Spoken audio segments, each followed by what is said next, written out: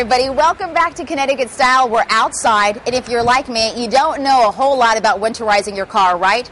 Well, lucky for you and I both, we've got the guys that are here large and in charge to break it down for us from Complete Lube and Auto Repair. We've got Dave here to my right, and we have Nick. Guys, thanks so much again for being here today. Sure. I want to kick things off when we can and talk a little bit about some of the things we need to keep in mind when it comes to winterizing our cars. It's really not that hard, Desiree. Every car comes with an owner's manual. Okay. And in there is a maintenance schedule. And between that, even the person with the least amount of knowledge can know what to do with their car and stuff. Okay. And in the owner's manual, you'll find things like air pressure, how often you should service your vehicle, what you should do for service for your vehicle, and how you'll keep your vehicle in warranty by following those simple rules that are in everybody's owner's manual. And inside that owner's manual, you're probably going to find out a little bit about those wiper blades. And in the wintertime, I know Dave will agree, wiper blades are incredibly important, right? Big difference. And is there really a big difference between like a winter blade and then a regular one? Well, here they are. Okay. This is a regular wiper blade, which is normally like this, so air can flow through it. Here's the winter blade. Same size blade, but what it does is it covers up so that ice come out after it's snowed a little bit or a real cold rain. There's no ice. It breaks right through the ice buildup, and it gives you a much better visibility out of the car the whole time. So there's a huge difference. And you should change your wiper blades twice a year anyway, so it's pretty simple. Going into the season, put the winter wiper blades on. Back in the spring, put a regular set of wiper blades on. You'll have great visibility all the time. I mean, that is really a big difference in terms of the texture, too, right? It's almost like it's protecting your actual window there.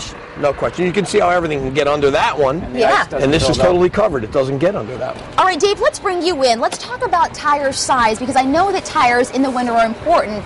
And I always get this confused. I have all-wheel drive on my car, but I guess I still should switch. Honey, listen very carefully. I probably should still switch to getting winter tires, right? Sometimes. You have all season and you have winter tires. Okay. Either way, you can run either one. Okay, now where do we actually find the tire size, guys? Walk me through that if we can. Tire size you find inside the door. Okay. Right. Almost every car. Okay.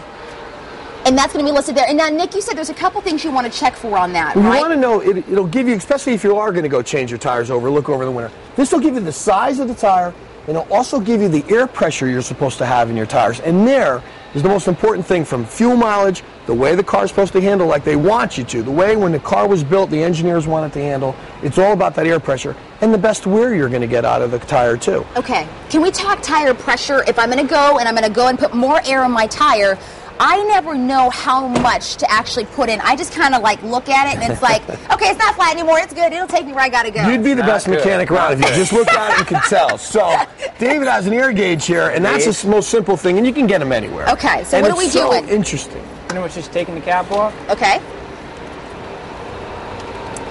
You just bring it off. And you're saying you can buy these anywhere, right? Anywhere. Any store, even in your local Kmart's. Okay. Just push it on and read it. And it's about 32. And again, this number would have been on the inside of my vehicle, so that's how I would know. Okay, talk to me a little bit, if you can, about speed ratings on tires and why that is so important. Well, speed rating on the side of it, you'll see a letter on the side of a tire or in your owner's manual tell you if there's a speed rating. Why it's important is the manufacturer made your car, made that, and they decided on which tire and speed rating for the kind of handling that car is supposed to get. Braking, cornering in wet weather, or in dry pavement. So you want to try and stay as close to that speed rating and never mix them up. And that's something that has only come out on almost every car now, and it's become more popular in the last 4 or 5 years. It's been there for a while. Very important for that speed rating, and it's simple. On the side of your tires, you see a size, a bunch of letters and numbers. But there's going to be a V or a Z. That's the speed rating, and there's several of them. And you look at that, or you certainly go to a mechanic or a certified shop that you can talk to about it, and they'll give you that kind of information. Let's also talk warranty responsibilities if we can, because I know a lot of us are under the assumption if we buy a Ford or whatever car we end up buying that we have to go to that particular mechanic, and you're saying that's not the case. No, not at all. And a good mechanic will send you back for the things that have to go back. But what's really, really important is, as long as you keep good records, use that owner's manual, get your oil changed on a regular basis, rotate your tires, have your brakes checked. Those little simple things, and keep your records, you don't void any warranty at all. And that's a misconception for a lot of people. And what happens is the inconvenience sometimes of going back to the dealership, especially if it's not in your backyard or in your hometown, people just skip, and that's the worst thing you can do.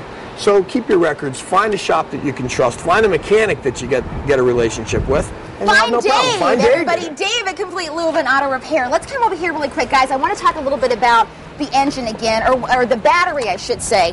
Now, what are some of the things you want to watch for with this? Well, you know, a Because you car... talked about that in the open. David will tell you, one of the biggest problems we have when it comes into real cold weather or real hot weather, either one, but certainly in the wintertime, is will that car turn over? Cold, cranking amps. Will it start? Right. Once your car starts, you're normally fine because it keeps recharging itself. But every good shop will have a machine like this that in about 2 seconds will print out whether or not your battery is strong, okay, or weak. And it gives you an opportunity to make the decision to change that battery. Okay.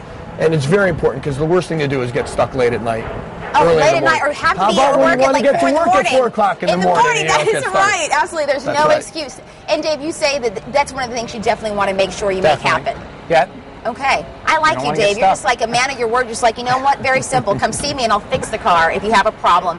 Well, let's put the information, I should say, on the screen for folks at home that's watching and want to actually get involved and have you check their car. If you are looking to winterize your car, call Nick and Dave at Complete Lube and Auto Repair in East Haven, or come to our website. The information is all there on the screen for you to see. That's WTNH.com. Click on Connecticut Style. And Dave and Nick will be the guys that will take care of you. Thank you so much. And you can leave this nice Denali here for watching. All right, everybody, stick